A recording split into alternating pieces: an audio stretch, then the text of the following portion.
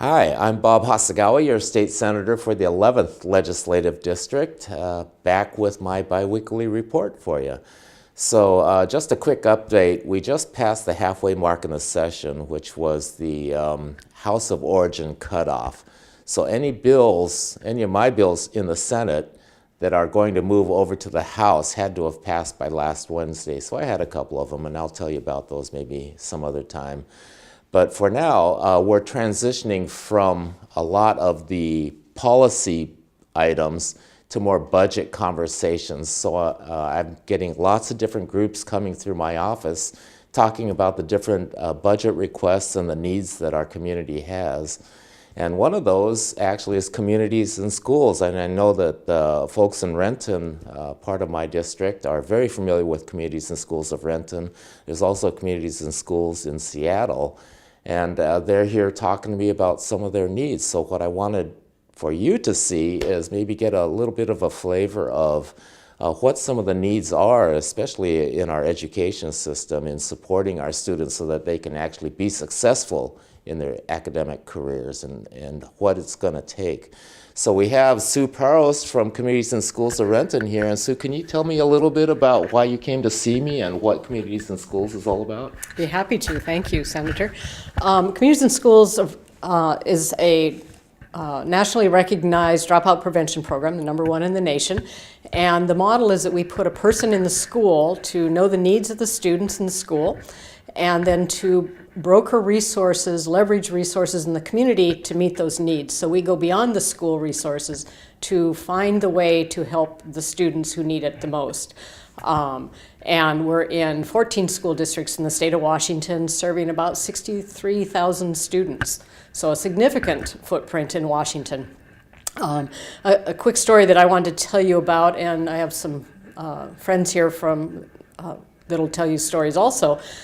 We had a family come to one of our schools, and actually we made the contact to them. It was a mom and a dad and 2 kids. They lived in New Orleans, and because of some situations there, they had chosen to come to Seattle, and they had a family member, and they moved in with a family member ready to put the kids in school, and they realized that the family member was dealing drugs and some other nasty things, and they decided they couldn't have their kids in that home. They didn't have jobs yet. They hadn't connected in the community. They hadn't put the kids in school, but in the neighborhood, they found a park, and they made the choice to move out of that unhealthy situation and into their car in the park. And this was during the winter time. So for about 3 weeks, they were living in their car.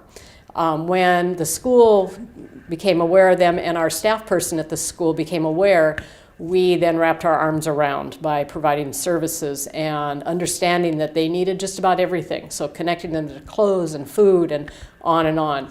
The short ending of the story is that within that same school year, both kids were on the honor roll. So they went from Fs to honor roll. Wow. Because That's their amazing. life stabilized.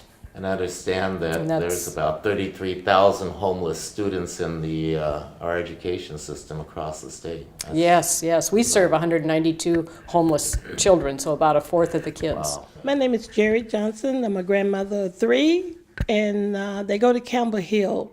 And the staff person at Campbell Hill, if she hadn't came into our life, I don't know what we would have done. She helped my grandkids to get comfortable in Campbell Hill because they had moved from another school.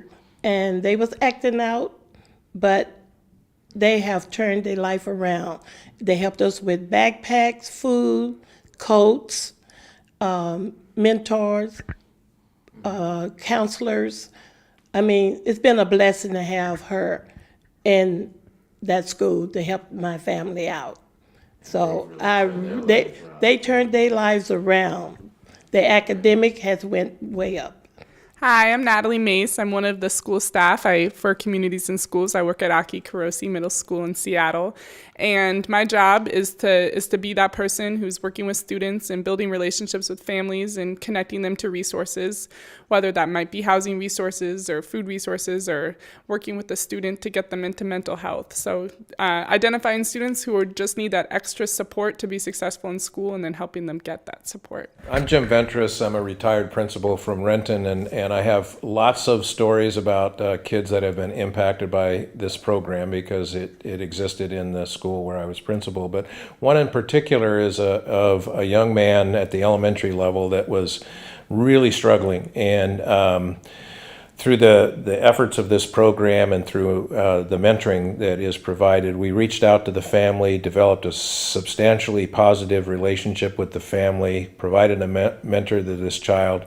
I've kept in contact with him over the years, about 15 now, and he not only graduated on time, but went on to achieve a master's degree in education, and he's currently the dean of students at Renton High School. And without this program, he will tell you that that would not have been how his life would have turned out. And there's just stories after stories of this type of thing that this program has impacted. So thank you for your time. Jim. Thank you. So thank you actually for coming down and letting me hear these stories. It really bolsters my spirit to be able to fight harder for the issues that you're advocating for. I just wanted the folks back in the district also to get a flavor of not just what Communities in Schools is doing, but this is typical of the groups. It's so nice to hear stories coming back from the district and motivate me to fight harder for the needs of our district. So anyway, for now, till next time, I'm Bob Hasegawa, your state senator for the 11th Legislative District, and thanks for watching.